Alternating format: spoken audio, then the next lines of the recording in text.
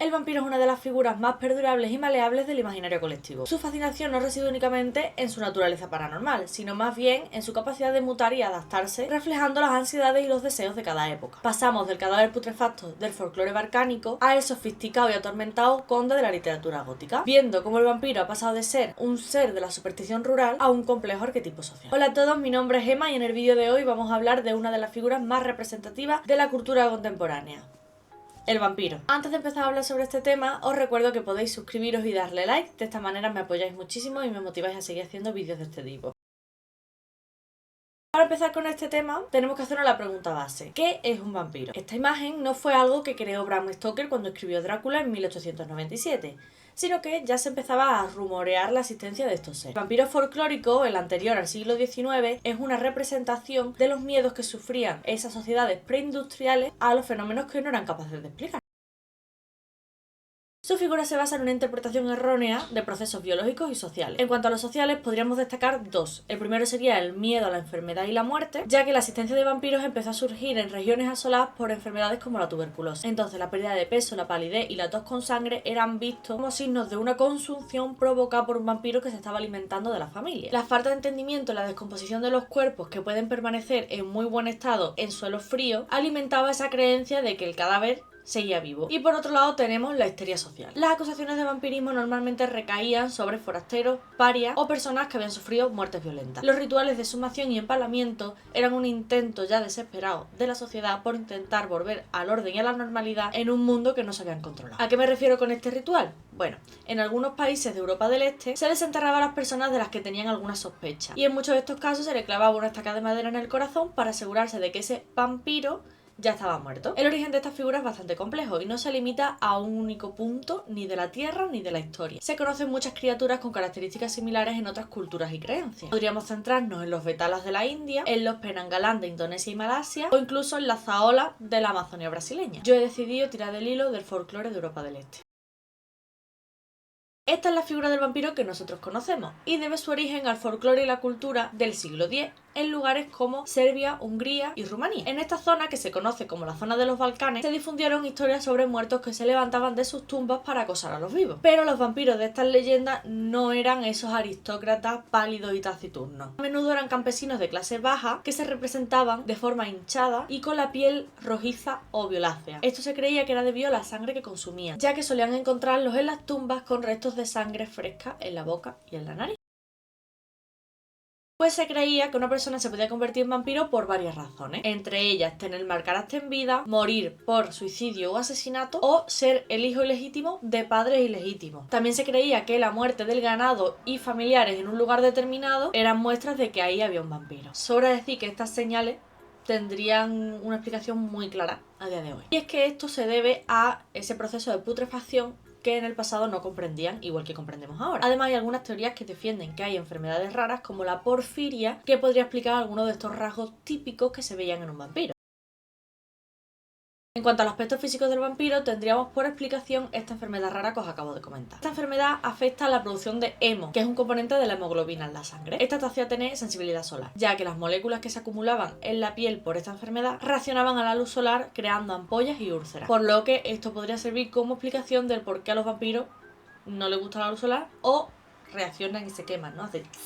Esta misma enfermedad también provocaba palidez y anemia por la falta de glóbulos rojos. Entonces podríamos explicar ese aspecto pálido de los vampiros. Y en cuanto a la sed de sangre, históricamente se ha especulado que la consumición de sangre era una forma de tratar a los pacientes que sufrían de anemia, pero tampoco hay pruebas de que esto se hiciera de forma extendida. Pasamos a hablar más en profundidad de la descomposición de los cuerpos, o más bien de la no descomposición de los cuerpos, ¿no? Y la respuesta más clara es que pues en ese momento no se tenía el conocimiento que se tiene ahora mismo sobre ese procedimiento. Entonces, en climas fríos o en suelos específicos, la descomposición de los cuerpos puede ser mucho más lenta. Cuando se sumaban los cuerpos y se encontraban en un buen estado de conservación, las personas lo veían como un signo de que esta persona era un vampiro. De aquí mismo podemos sacar el porqué de las uñas largas y el pelo largo. Y es que en el proceso de descomposición la piel se retrae, dando esa falsa impresión de que las uñas y el pelo han crecido. Vale, ¿y la sangre en la boca?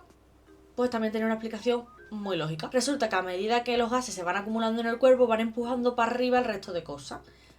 la sangre, haciendo que salga por la boca y por la nariz. Para hablar de cómo te convertías en vampiro y cómo ahora tenemos esa idea de que es porque te muerden, tenemos que hilar la imagen del vampiro a esas epidemias de enfermedades raras que había en ese momento, como son la tuberculosis, la rabia o el antrax. Estas provocaban una muerte en cadena en familias y comunidades. Así que aquí tenemos varios ejemplos de características que han pasado a la cultura popular. Como por ejemplo que la tuberculosis provocaba pérdida de peso, palidez extrema y tos con sangre. Y luego tenemos la rabia, que se contagiaba por medio de mordiscos y cuyos síntomas eran la hipersensibilidad a la luz solar, a los olores, de ahí que los vampiros no les guste el olor a ajo, y agresividad. Todo esto entre otras características de las enfermedades, ¿me entendéis?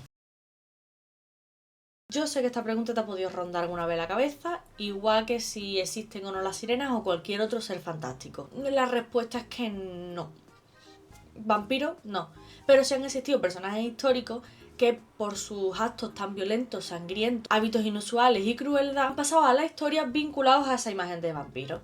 ¿Quiénes son? Por un lado tendríamos a Vlad III de Valaquia o Vlad del Empalador. Este fue un príncipe rumano del siglo XV que pasó a la historia por su gran crueldad. Su apodo, el Empalador, se debe a su método de tortura favorito. Su brutalidad y el nombre por el que se lo conocía en ese momento, Dracul, lo convirtieron en la principal fuente de inspiración para la figura que conocemos gracias a la literatura gótica, ya que Bram Stoker se basó en su historia para crear a su personaje más representativo, el conde Drácula. Drácula viene del apodo Dracul, que en ese entonces tenía dos significados: hijo del dragón y el diablo, por lo que el nombre le da ese aura siniestra que estamos buscando. Las atrocidades de Vlad, como la creación de su bosque de empalado, se asociaron con la imagen de un monstruo sádico y monstruoso, que se convirtió en lo que hoy conocemos como el conde Drácula, aunque este está un poco más romantizado, estilo Dark Romeo.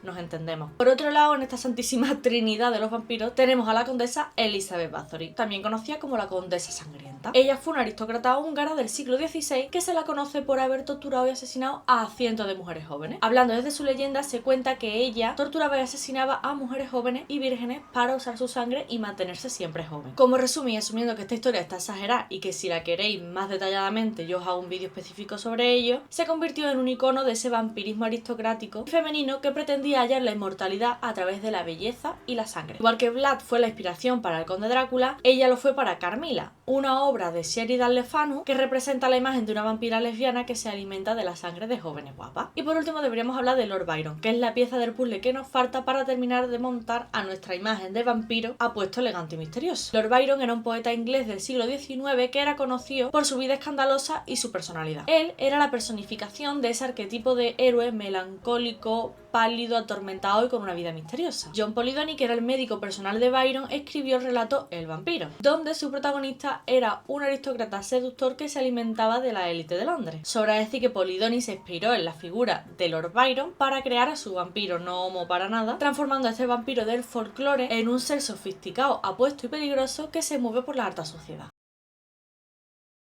Y ahora os preguntaréis, ¿cómo ha pasado esa figura a ser lo que ahora conocemos como vampiro? La figura del vampiro sufre una metamorfosis gigante en el siglo XIX, pasando de ser ese monstruo aterrador del folclore a un ser elegante y seductor. Desde la creación de Drácula, el vampiro ha ido evolucionando en la cultura popular, adaptándose a cada época y convirtiéndose en un antihéroe complejo. Empezamos a verlo en el cine mudo, en películas como Nosferatu en 1922, que implantaron esa imagen de vampiro en la mente del público. Aunque en serie y películas más nuevas lo podemos ver como un ser que se siente en constante soledad y que tiene sentimientos muy humanos, como en Drácula, Entrevista con el vampiro o en Crónicas vampíricas. Desde películas de acción como Blade, comedias como Lo que hacemos en la oscuridad o incluso romances adolescentes como en Crepúsculo. Su historia es una evolución de ideas basadas en ese miedo primitivo que terminan por convertirlo en ese sofisticado arquetipo literario con ansiedades modernas. Y es que la figura del vampiro ha sobrevivido durante todos estos años porque en esencia sigue siendo un espejo de la humanidad. Al explorar su sed de sangre, su soledad y su inmortalidad podemos ver nuestras propias contradicciones. El deseo de vivir para siempre, sabiendo que la vida tiene un fin, la lucha entre la pasión y el control y la búsqueda de identidad propia en un mundo que se encuentra en continuo cambio. Esto ha sido todo por el vídeo de hoy. Si os ha gustado, os agradecería muchísimo ese gestito de dar like y suscribiros y comentarme. Si no sabéis qué comentar, ponerme este emoji